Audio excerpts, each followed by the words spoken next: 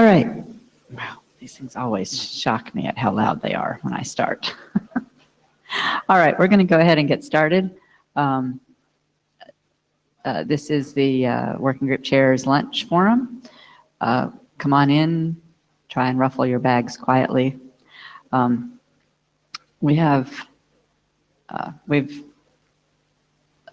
First of all, this is now part of the IETF program.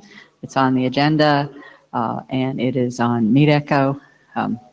And so we have the Note Well, which you see all of the time. Our agenda for today is our administrivia. Then we're going to have some conversation from the Secretariat. We're going to talk about the hackathon and the relationship to progressing work in working groups through the hackathon. And we're going to have an open mic session during which one of the topics will be working group chair training. So, with no further ado,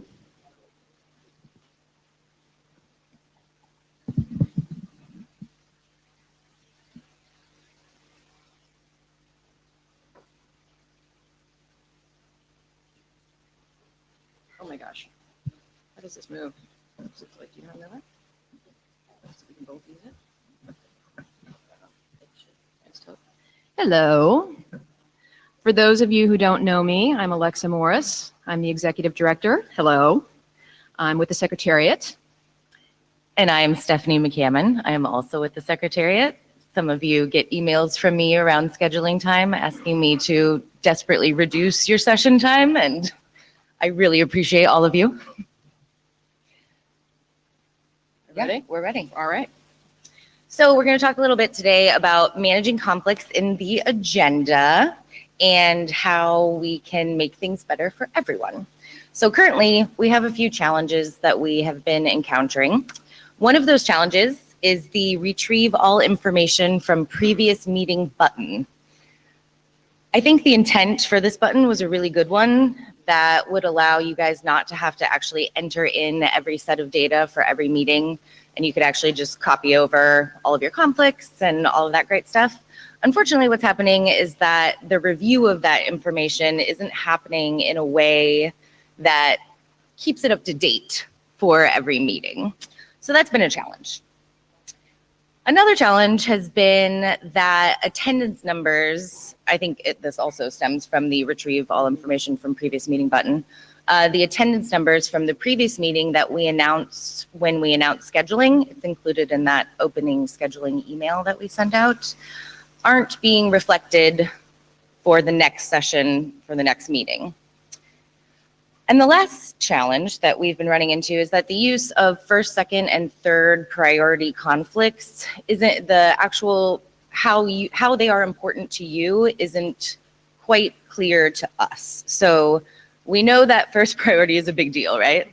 But we don't know why. We don't particularly understand what the importance of that is. Is it a chair conflict or a technology conflict, or is it absolutely mandatory even when you get down to the third priority conflicts? So those are the things that we've been encountering lately.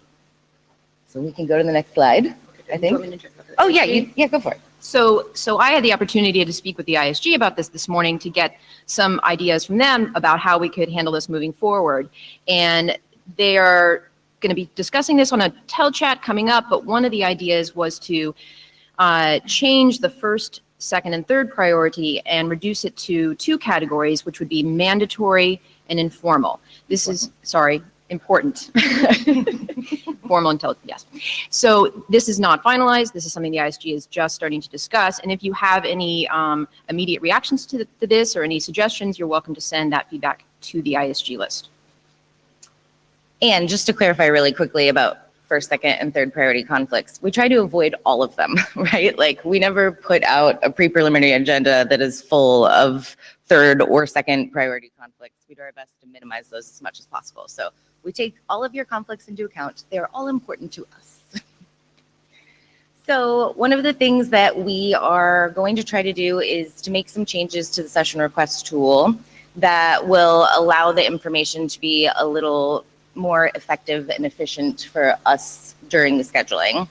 So the tool will be updated at some point to display actual attendance numbers for previous meetings And I believe during the ISG chat this morning, they talked about displaying the attendance numbers for the previous 3 meetings, which will give you a better idea kind of if you had a hot topic and, you know, if you saw a real jump in attendance and then it dipped down. So that'll be really nice. And the button to retrieve information from the previous meeting will be going away. I'm sorry.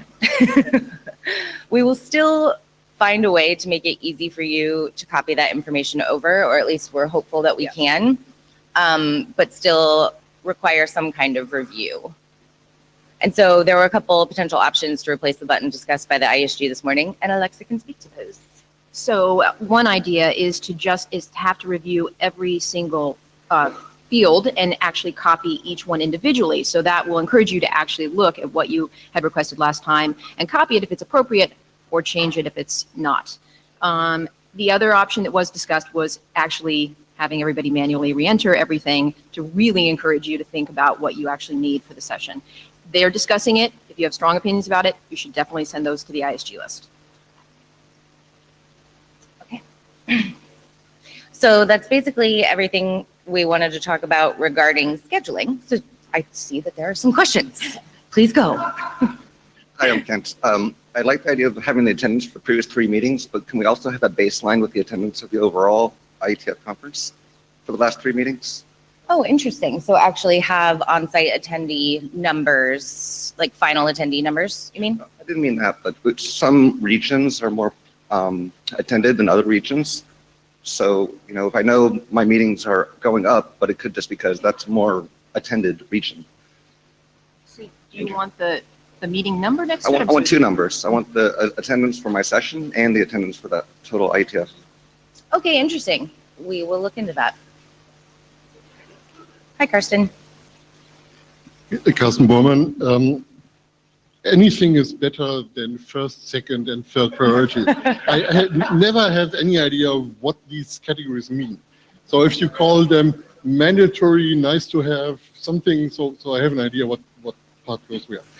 But the main comment I want to make is we are all engineers, so we actually have a GitHub repository between the chairs for the information that goes into the session request.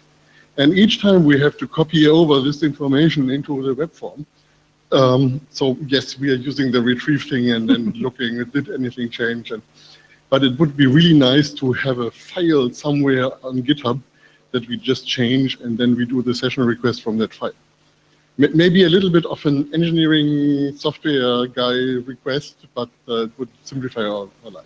JSON file, whatever, that we can just put in and discuss beforehand between the chairs and make sure it's all right before we submit it. It's very interesting. Thank you. It doesn't have to use GitHub for the submission, but just being able to send in a file with the information, that would be great. So the conflicts, I'm actually suggest making it 4 lists. But this is how I tend to think about my conflict list. Sorry, Jeff Haas. The way I tend to actually do my conflicts is there's conflicts that the chairs can't have. No, my day job is BGP, I have to go to IDR. Now, that's an example. There's conflicts that my key participants, my working group, have. No, there are 6 people that I pretty much know they're going to be there. They're responsible for most of the drafts, that sort of thing. So that's another set of categories. Third one is related working groups that we should not conflict with. You know, BFD overlaps with like OAM type groups. We should actually overlap with other ops related type things that do that, even though they're not in routing. And the last one is sort of it'd be nice to avoid these things because there's overlap with participation, but those are the ones that you guys tend to say, well, if it happens, it happens. Thank you. Andy Malice. One thing I've found is that the scheduling tool usually opens before we know what the BOFs are. And so it's hard to say, I don't want to conflict with this particular BOF, which leads me to just say in the notes, I want to avoid all BOFs in the routing area, for example. But you guys might want to say something to the IAB and ISG, but perhaps finalizing the list of BOFs earlier. Do you think that I think what we've been trying to do is leave the request tool open later so that working group chairs can make edits to their sessions after the BOFs have been approved? Has that been helpful at all? I don't know if anybody noticed that. I really hadn't gone back, but now that you mention it, I could. Well, it's an option, and I'll make it a little more clearer in future correspondence. Okay, cool, thanks. You bet. Hi, Al Morton, following up on that. It would be helpful if we got, Say your name. I did, Al Morton. That was it. You mumbled your name, yes. Oh,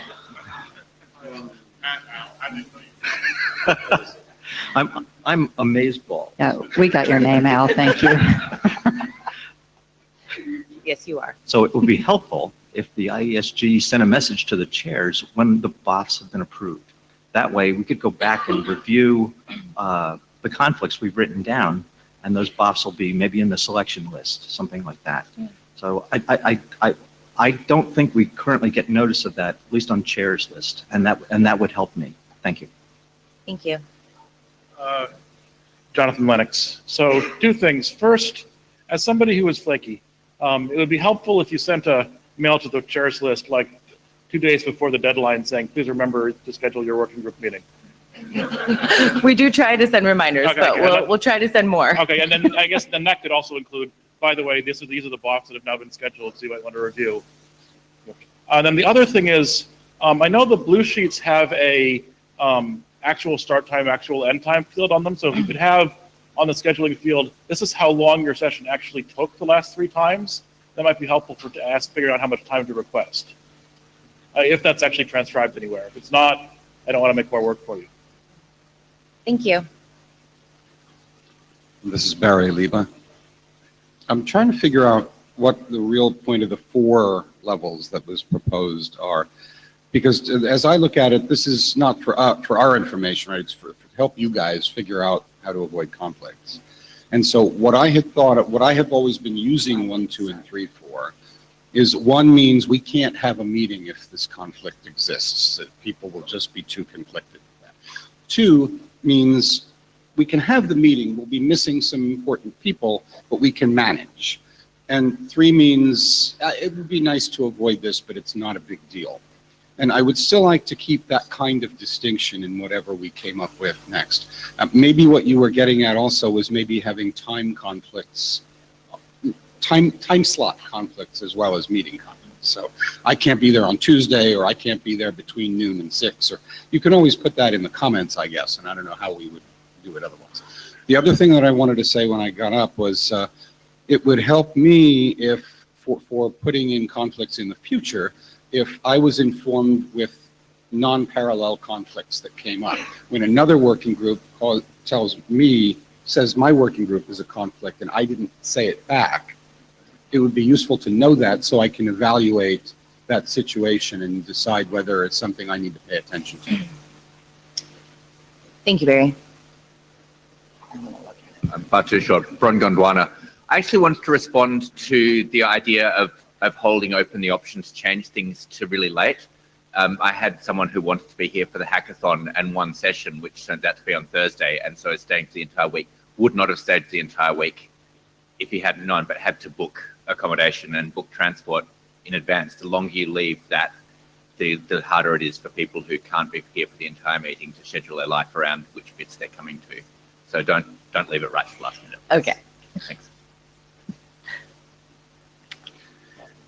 David Black, suggestion on BOFs. If memory serves, the IESG closes the window for BOF proposals before they make the approval decision. We can probably figure out the potential BOF conflicts against the BOF candidate list without waiting for the puff of smoke for which ones are actually approved. And the ones that aren't approved, you don't have to worry about. We've taken care of. And just to clarify real quickly, David, you mean we could figure this out? What we mean is that we, the working group chairs, and we're not asking the secretary. No. to do anything. What I'm saying is, okay, a little more precisely. Thanks for poking me. If the working group chairs write the conflicts against the BOF candidate list. That conflict list can be prepared earlier before the IESG decides which ones they're going to approve. And then the overworked secretariat has a simpler scheduling problem when some of those BOFs aren't approved and there's some conflicts they can ignore. Right. That was part of, you got to the point I was trying to make, is some of what we're talking about here. We're not asking the secretariat to do things. We're talking about our own processes and our leadership's processes. And we need to be clear about that. Right. And what I'm suggesting is we can buy ourselves a little bit of advanced time in setting up the conflicts. Right. Because when you know what the BOF candidate list is, you can figure which ones. Because I'm in the same situation as somebody else, which is that we routinely write down do not conflict with any transport area BOFs. Right. And there is a BOF wiki, and everybody can find out the BOFs that are under consideration in advance. But Oh. just really quickly, if a BOF hasn't been approved and hasn't been held before in any function, it won't be in the data tracker, so you can't actually enter it as a real conflict. You would have to enter it in the special requests. Juan Carlos Zúñiga. So I guess touching on what Carsten suggested and Barry as well, and coming back to this priorities thing, I understand that is a way to, okay, we communicate, this is my wishes. You have to guess what I'm thinking and what it actually means, and then you come up with a response, and then I cry out loud, no, that was not what I was thinking. But it's not your fault, of course, because the tool doesn't allow it. So regardless of the number of priorities, probably something a little more dynamic, I think would be helpful, because often we can also help you do that, right? So we know who we have the conflict with, and often we have that communication with the other chair. So we can figure it out and provide some proposals or solution. Had we known that more or less you are pointing towards this conflict.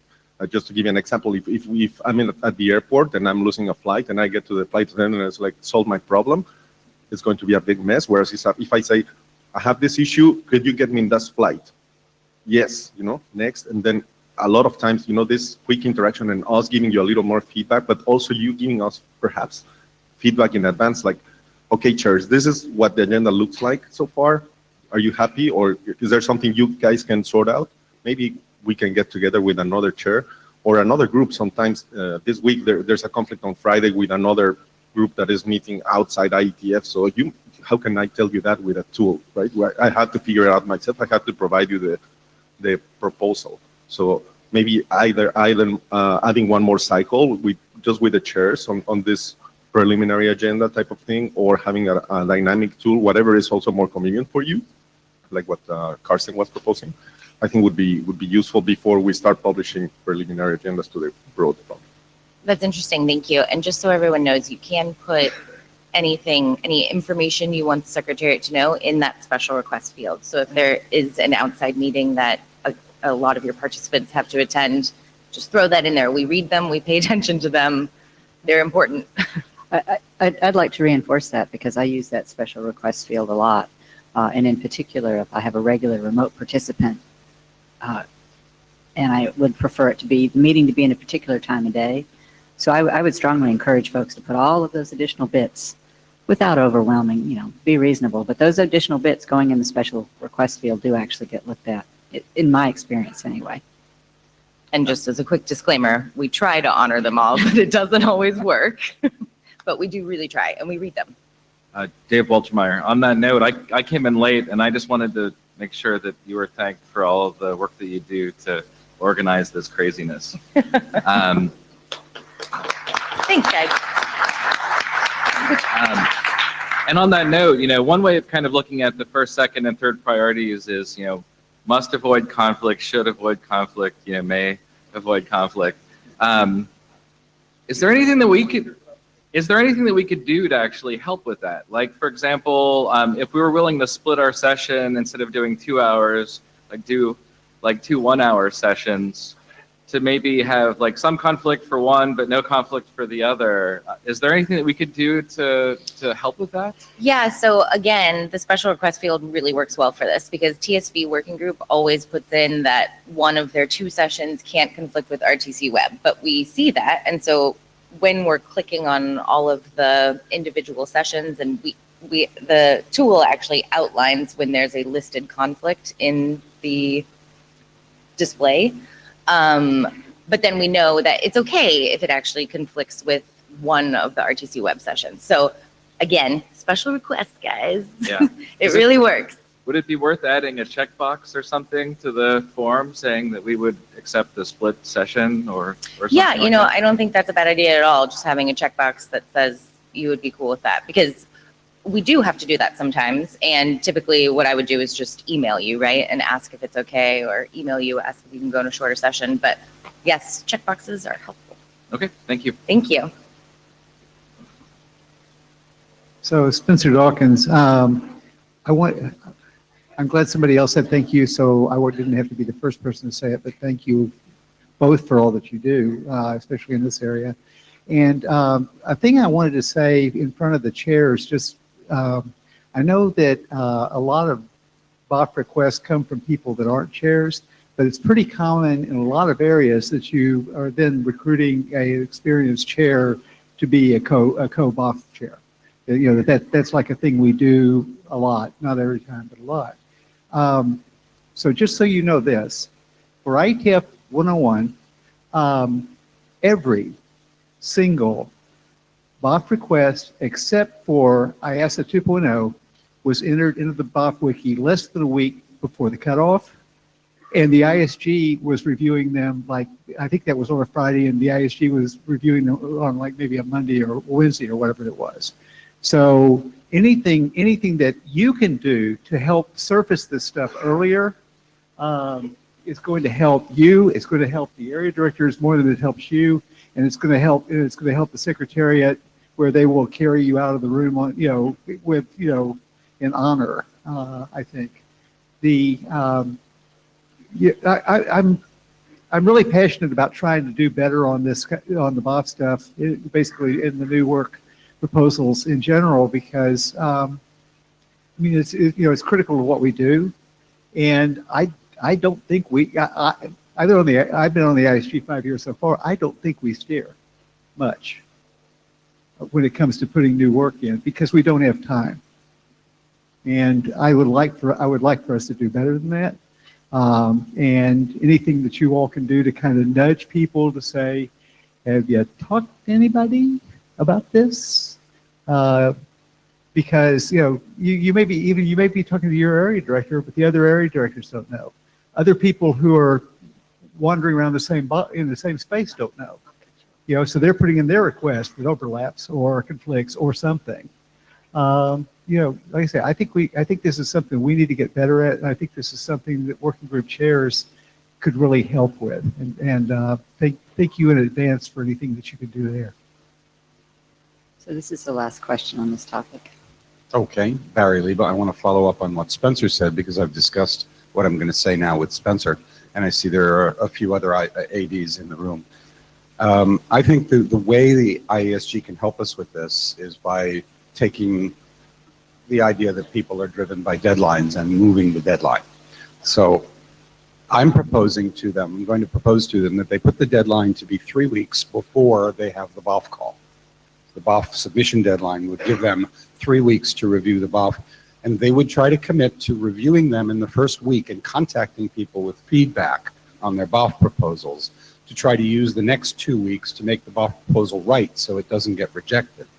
Then when the BOF call happens, at least you are prepared with feedback and you aren't surprised when they say, we're not going to approve your BOF. I'm interested if someone wants to come up to me afterwards and say, that's a good idea or that sucks, and let me know. But that's what I'm going to propose to the IESG, and I think that will help that situation. All right, thank you. Thank you, everyone, for letting us have a quick chat. And we're always here for you. Thank you.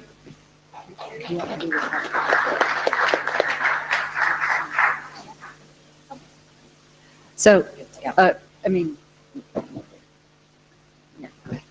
so the second thing that I had asked the Secretariat to do was sort of a short, that what I had in mind was, what can we, the working group chairs, do to help the Secretariat, and then sort of a slightly, and then just sort of turn that around and, what are the biggest questions you guys generally have for the Secretariats? I don't want to spend too much time on this, maybe 5-7 minutes or so, but Stephanie, you said you had a top. Yeah, I just have a few things that people typically ask me, and I'm happy to just quickly share them. I think most of you are all pretty aware, but just for clarity's sake, and one we actually already kind of covered with the scheduling thing is a lot of people ask if they can be on a particular day of the meeting.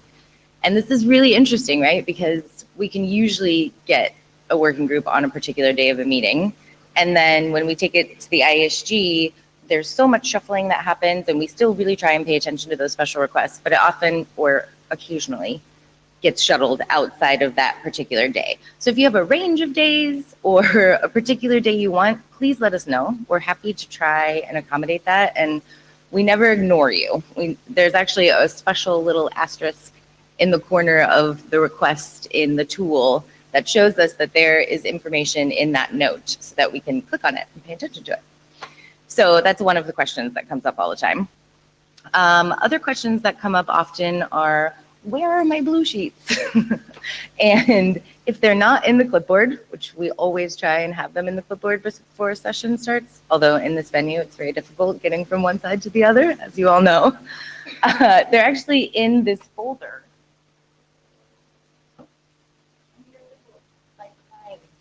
And so if they're not in the clipboard, just flip through the folder. Guys' acronym is at the top. Just pop them in the clipboard. While she's giving us these questions, when she and I were talking about this in advance, I was thinking, really? People ask you this? And so the mere fact that people ask her this made me feel that we really ought to sort of just have quick reminders about some of these things. And one of the things Karen and I also talked about was, especially for new working group chairs, I often walk into a room and they are a little flustered right before their session starts. And that's not a very good feeling. So we talked about potentially the Secretariat putting together a little video of what a breakout room looks like and what the important pieces are for chairs to know about. So if you guys think that would be useful, we will happily do that. The other question we get all the time is, what is the red button? People think, it can end the world or take over the world, which we all wish, but no, it just mutes or unmutes the Meet Echo queue. Another thing that comes up all the time is AV issues. And I have to ask that if you have an AV issue, please send a ticket to MTD. Or if I'm in the room, just flag me down. Because typically it's something super easy to solve, batteries or but if you don't specify which mic it is, I actually have to stand at the back of the room and wait for someone to speak into one of the mics to see which one is dead if someone doesn't flag me down. So if I walk in, just grab me, just hail me down. I'm happy to come up and help you guys. That's what I'm here for, right? Some of the other questions, do you have something? No, go ahead. Okay. Some of the other questions are the clickers. We put clickers in every room. They're IETF clickers. They don't always work. Fred, I'm sorry if you're in here. But we do our best to try and have equipment that works for you guys. Maybe we need to make them brighter or something because I feel like they get lost in the shuffle, but they are on every table. If you don't have one, again, the MTD queue will solve your problems. There's also a chance if you don't have one, the previous working group chair took it with them. So That's please also remember possible. to leave. But I always have some in the in room. my bag. Adam Roach, just a real quick question to help remember. What does MTD stand for? Meeting trouble desk. Thank you.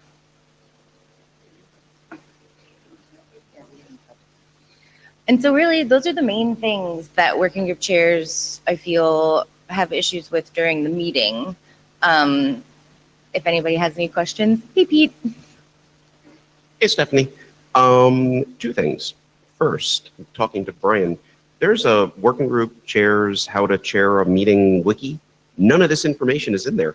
So that's actually going to be it's going to be the first topic on the open forum is we really need to take a look at all of the working group chair training material and update it and make it cleaner and more concise. So Excellent. Thing two, which is because I got here late and I would have asked in the first go round, but there was an experiment a while ago with meeting room arrangement, which I have a thing about.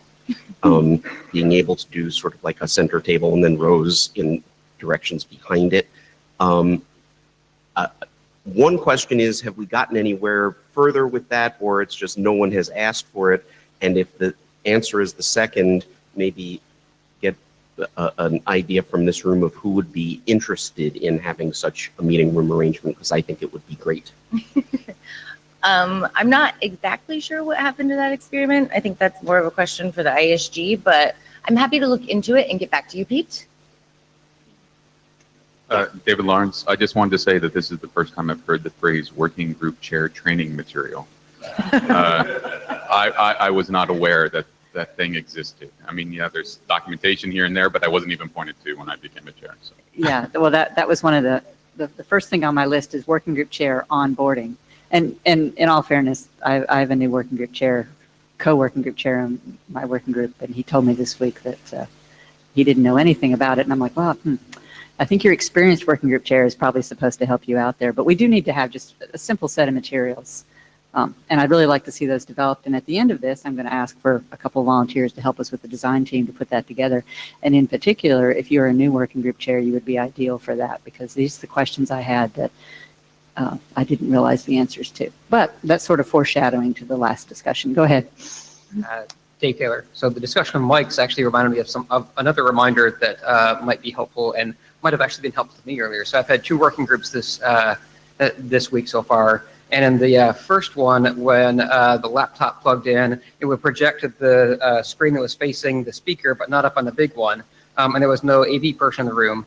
And I think it was actually, the reminder is check your screen resolution. If that happens, lower your screen resolution, right? And I didn't think of that at times we switched to a different laptop. The second time, there was actually an AV guy in the room that came up and says, I'm your AV guy, do you have any questions or whatever? And that was in the first room. Said, no, it's actually working fine right now. And so thank you when there was those, but I think it's and so the hypothesis is that the ones that are mounted here work fine, and the ones that are sitting on a table are perhaps less reliable and less flexible than the ones that are ceiling mounted. That was the AV guy's hypothesis. But the reminder is, if you're having projection problems, lower your screen resolution. Thank you. Well, that's really all I have. All right. So thank you very much, Stephanie. Of course. If you all have any more questions, everybody please thank Stephanie again. Yay.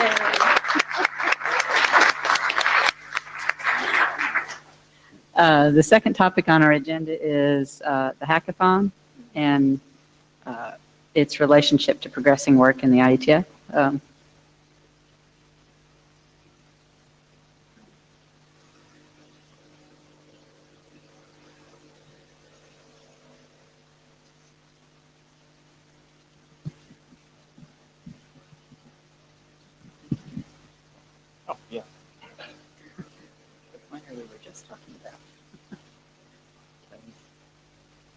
All right. So, hi, folks. I had the pleasure of talking. I'm Charles Eckel, by the way, and along with Barry here, and a lot of help from the Secretariat. We've been putting on these hackathons, and I spoke to you, I don't know, a few IETFs ago, just to tell you what the hackathon is. I'm not here to really spend much time on that this time around, but rather to talk about some ways in which I hope that we can, like what can we do to make the hackathon more useful for you and for the work you're doing in your working group. I want to let you know what we're doing now, some thoughts that I have about what we could do to make it more useful for you. And then, of course, get feedback from you as to what we can do. So just as a summary, here are the goals of the hackathon. And they're kind of twofold. The one is we're trying to make the work we're doing in the IETF progress more quickly, with the idea being that if we don't just talk about things, if we actually write up some code to test out what we're thinking, that can be really good. That can help help us find issues, gaps, ambiguities quicker, and then we can use this time to flesh out ideas. At the same time, we're creating some running code that even if the protocol or whatever it is we're specifying isn't completely done, it's a way for people to start using it. So a protocol you're defining, if you're at the same time building a library that I can use that supports that protocol, for me as a developer, that makes it a lot quicker for me to start using this technology that you're standardizing. So those are things we're trying to do. Another thing we're trying to do is to bring more people into the IETF. It mentions here young people, but really it's just, I'd say, a new set of people. We want to bring more developers into the IETF. We want to bring more people from, say, university. Working with code is something that they're often much more attracted to than working with a document. It's actually may come as a surprise if you think of the name of a hackathon, but for a lot of people, it's a lot easier for them to step into a hackathon and feel like they're a productive member of a group as opposed to going into a working group meeting where they haven't read all the drafts and now they're listening to conversations that they have a hard time following. So, I found it as a really good way to onboard people or to bring them into the IETF. So with that in mind, just to give you some idea of where we're at, the hackathon's been growing. This last time we had 272 people register. Now of those 216, we actually counted as coming in and being on site. There were another 26 of them that said they were going to participate remotely. Actually think we missed some people maybe, and that we had more than 216. The number that register typically is pretty close to how many people actually come. Of those, 74 of them, this was their first experience with the IETF. And the little star just means that this is based on information that they entered into our registration page. So it may not be 100% accurate, like if someone didn't show up, but it's pretty close. So to me, that's really interesting. I mean, 74 people, this is, yeah, their first IETF experience, period. 109 people, this was their first time at an IETF hackathon. So maybe they had been to an IETF meeting before, but had never been to a hackathon.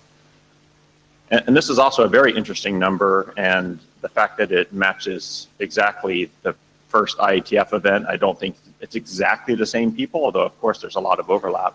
But 74 people attended the hackathon but didn't stick around for the IETF meeting. On the one hand, I think that's kind of cool. To me, it makes me think, oh, wow, okay, so the hackathon's really attractive to them. But the hackathon is free, so they didn't have to pay for it. Whereas the meeting costs money. To me, it shows an opportunity where I hope that these people come back, they'll attend another hackathon, and maybe then they'll decide to stay for an IETF meeting. So the better we can make their hackathon experience, and maybe there's something we can do to help integrate them into the IETF at that time so that they'll want to stay for the meetings. Yeah. I just had a quick, Dave Waltermeyer, a quick clarifying question. So for the folks that are not attending the IETF meeting, do you have a sense of whether they're local or from somewhere else? It tends to be predominantly people who are pretty local or a quick train ride away. Not always. Have had people travel, a couple examples of people traveling from Europe to the ones we've had in Asia, which was really surprising to me, but they found the hackathon that useful to them. But yeah, predominantly it's people who are within a short range. And the fact that it's on the weekend works out really well too. They don't need to miss work or whatever.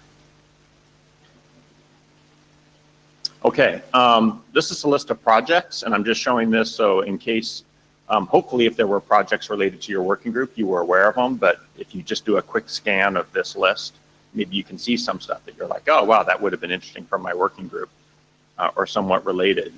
And these are arranged somewhat, or they are alphabetical to the extent I was able to alphabetize. And there's a whole second set, so I'll let you take a quick look at that. But then, so we had like 35 projects, I think, somewhere in that range. So quite a few little independent bits of work going on. Anyone can volunteer to lead a project at the hackathon. And one of my asks for you would be, as a working group chair, to make sure people are aware of this and maybe think about drafts that are in your working group or things that people have brought that you haven't adopted yet, and maybe encourage them if you think it would make sense. Hey, why don't you go and test some of this stuff out? Or why don't you try something at a hackathon, then come back to us with some experience from that, and that might help either justify bringing it into the working group or help move the stuff forward. So at the hackathon, we at the end, we have project presentations, and these are very brief presentations. We say 3 minutes or less, and it's been getting shorter kind of as the number of projects increases. But But we're really asking them to focus on what the problem is they're trying to solve, how they solved it, but then primarily on what they learned. And something that's really important is that we try to get them to talk about how are they going to bring it back into the working group. What is the information that came out of this weekend that they're going to bring back into the working group? So that's one way that we try to tie it back in to what's happening. And so hopefully in your working groups, you're seeing this. Just a show of hands, how many of you have had people in your working group like present what they did at the IETF hackathon?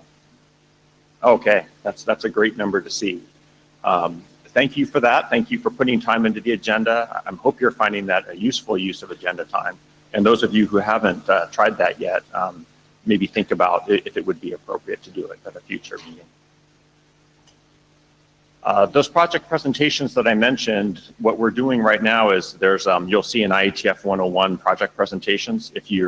That's where we're putting them right now. They're in GitHub. I'm actually going to copy them over into the data tracker because I know not everyone's comfortable or uses GitHub. We don't necessarily like that to be the source of truth. So I'll copy it over. But during the hackathon, we found it a lot easier to use GitHub for this. The other thing we use this GitHub IETF hackathon org for is in case someone doesn't have a home for their code, they can we can host their code there. So it's just a way for them to get their code out so that they can work on it collectively. Yeah. This is Linda Dunbar, and I have a suggestion. The reason for this is I have a high school daughter, and she's taking computer science AP class. So I was just looking at her curriculum. I was very proud that the first few chapters about IETF, and they're asking the kids, say, if you want to do TCP, just think TCP doesn't even exist. How would you do it, right? I thought that was quite interesting. So it would be nice to have some kind of starter kit for those high school kids to participate. Some kind of what? Sorry. Starting kit, like an introduction, like how do you get started, like so they can participate remotely in classroom. That would be very good to kind of advocate IETF work and to the younger generation and for them to be interested. Okay, happy to try to work with you on that. There's two challenges, and I'm not saying it's a bad idea, but just keep in mind when you're thinking about how this is going to work. The stuff we work on in the IETF is very broad. When I showed all those projects, it's over a wide range of stuff. So having anything that's going to prepare you to work on a wide variety of stuff is very challenging. Also, remote participation is something where we allow and I would say we're not very good at it. We don't have much in place to make it super easy. We use Meetecho, and that's good for presentations. You can't really just have it up and running for, you can't dedicate it to each project, for example. We don't have that ability. So each team I kind of just leave on their own to figure out how to deal with remote participation. It's an area where we could certainly look to make it better. Right now, we're not doing a great job. A couple things we've been added relatively recently. We tried this for the first time at IETF 100. We had space in the lounge where people could continue to work on code, during the week. Of course, you could do this anywhere, but we just tried to make it a little bit more convenient by making an identifiable space where they could meet and having this sign-up sheet. And you can see some sign-ups. It's not full, but you can see some teams did take advantage of that by signing up. Other teams didn't sign up, but just went there anyways.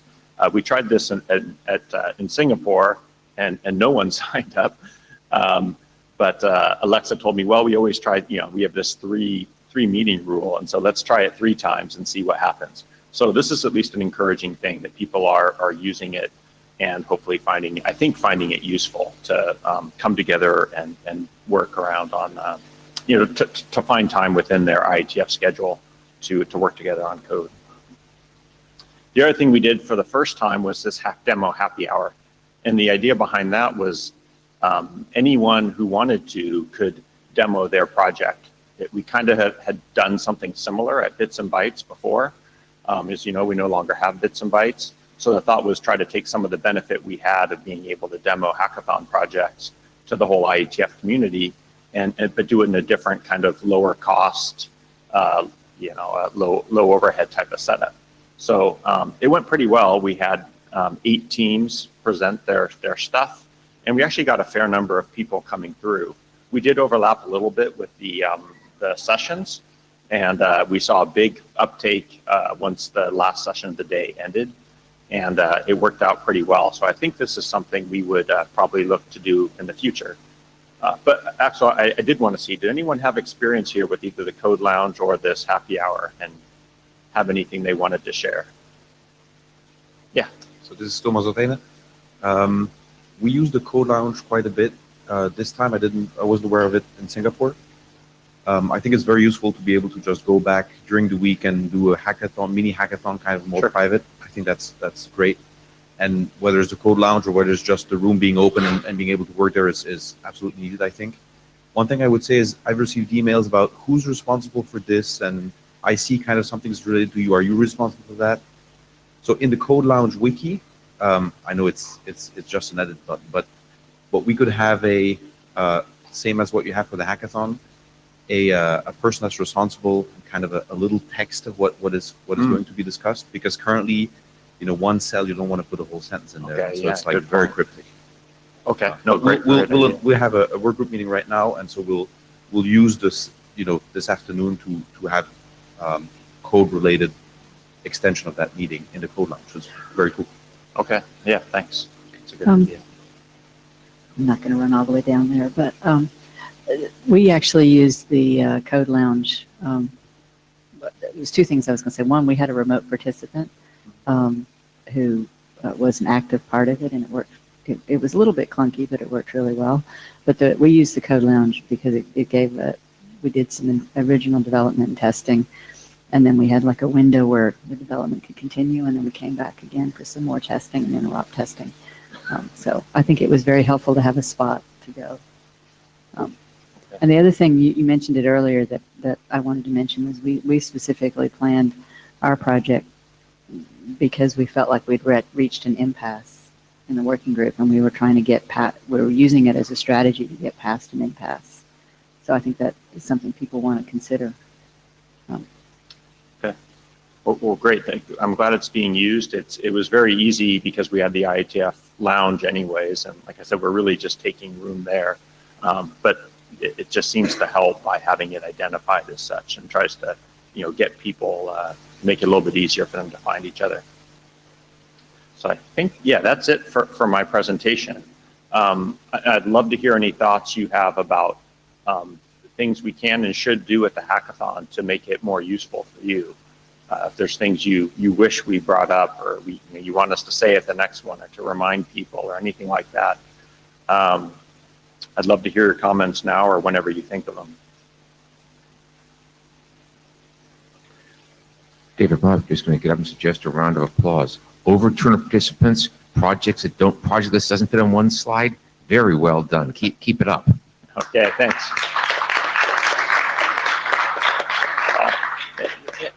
And I do applaud all of you, and I always, the hackathon, it was interesting because the first couple of hackathons I had to work really hard to twist people's arms and say, hey, this stuff you're doing, I think it would make for a good project. Why don't you come and do this? I don't really have to do that anymore. It's just people come out of the woodwork with their projects, and a lot of that's because of the way you guys are dealing with it too within your working groups, and I appreciate that. Anything you can do to encourage it even more, I think, is great. And yeah, I'm glad it's useful, and definitely we plan to keep doing it. So thanks a lot, and thanks for the time to run through this.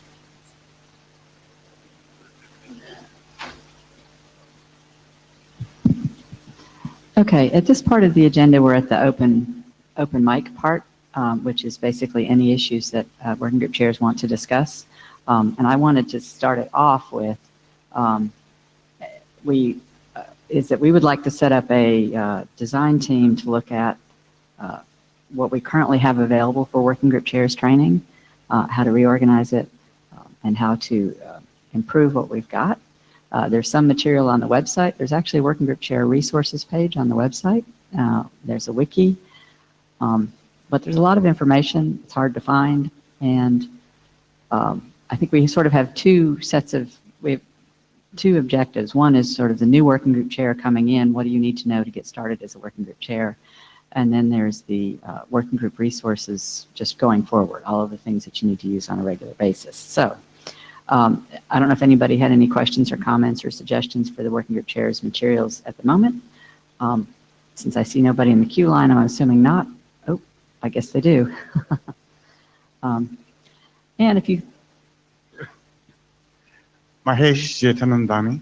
I wanted to give a shout out to John Scudder about his note on or a checklist of items of how to present in a work group meeting.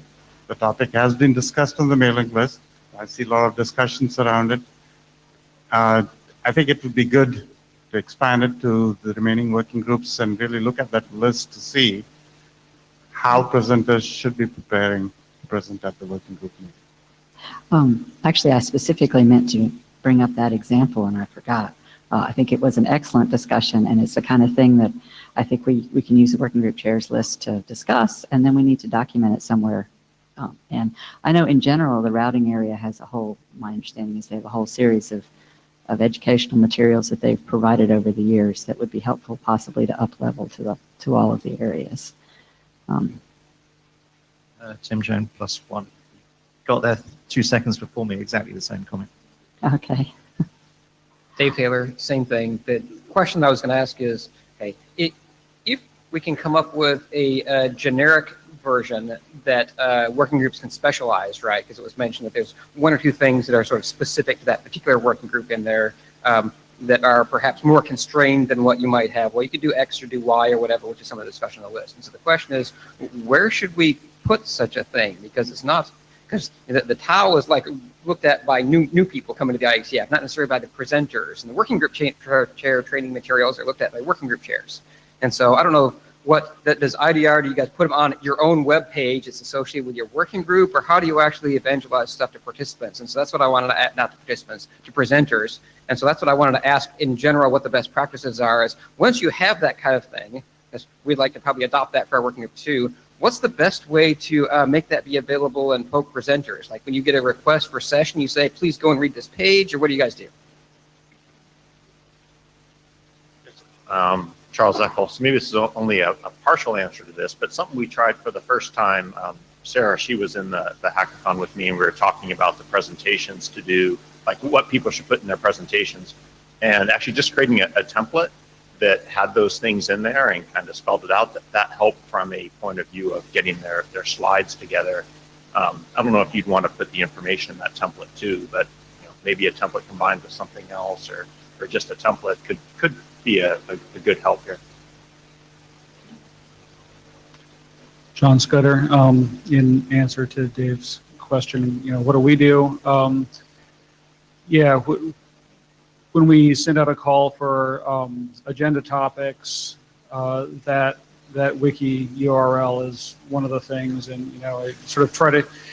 The wiki actually came out because I was putting all the guidelines in the call for topics, and it was getting really long. So I had to keep finding it and cutting it and pasting it, and I thought, okay, well maybe we should put this somewhere else. So it goes in the call for topics, and like I said in the email that kicked off the thread, it's far from perfect in terms of how much presenters are actually apparently heeding it and taking it to heart. But it's better than nothing. I would be, very happy to have, new ideas for how to get people, and, yours is one, is, maybe if we can provide a little bit of a carrot, and here's a partially pre-populated slide deck that will save you some work. Saving people work is often a good way to get them to pay attention. Jeff, sort of on a related standpoint, just trying to find in either the working group chairs wiki or our front page links to the newcomers training material that we give, if it's part of like tutorials on Sunday. Because part of the checklist is here's what we expect before you want to present. It's also useful to say, here's what presenters should know as part of doing their job. Things like how do you talk into a microphone without everything. Right. There's there's a lot of information out there, but it's really hard to find and it's not well organized. And which brings me back to my original point, which is we would love to have a small design team to look at it. And we would love that small design team to have a mix of old timers and newcomers, new working group chairs in particular. I do think the question about where we put, we do have information and sites targeted to newcomers, and we have information and sites targeted to like working group chairs, but regular presenters, I'm not exactly sure where that would go. So that might be a question, but I do think there's some, useful reminders. The one other thing somebody else said that I was thinking about and didn't respond quite quickly enough to was, I think one of the challenges with developing things like guidelines to working group chairs on any particular topic is we, as a community, tend to want to be really prescriptive, and then you get into debates about, what is the right technique to manage the queue, or what is the right technique to do jabber scribing. And I think a lot of times somebody said, there's 2 or 3 different ways to do this, and I think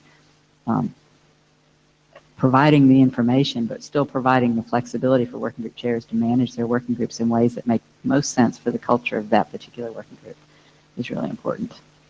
Go ahead, David. I'm sorry, I just wanted to add something because I just realized that we also have a similar document in the education team that we're actually sending out to the tutorial presenters that Alice helped write at some point, and that's available on the Edu Team Wiki. So we might want to take that into account as well, and maybe combine it with the document we're discussing right now that John wrote. So I'll take note of that. Oh yeah, that is true. We do have a document we send to presenters for tutorials. David? Dave Waltermeyer. I'm interested in helping with the design team if you're looking for volunteers. I am. Excellent. And on that note, how would someone volunteer for that effort? Probably we're going to send a request onto the working group chair mailing list. What we've been trying to do coming out of these meetings is sort of summarize like our action items. And we actually have like a little working group chairs forum piece of the wiki where, by the way, you can suggest future topics for the working group chairs forum.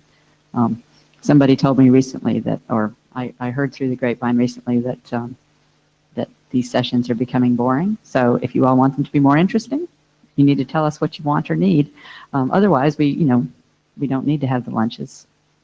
Jeff Haas, answering my own question, more digging /about/participate, but it took a little bit of digging to find it. Okay, thank you. You were volunteering, right? You were a second volunteer, right?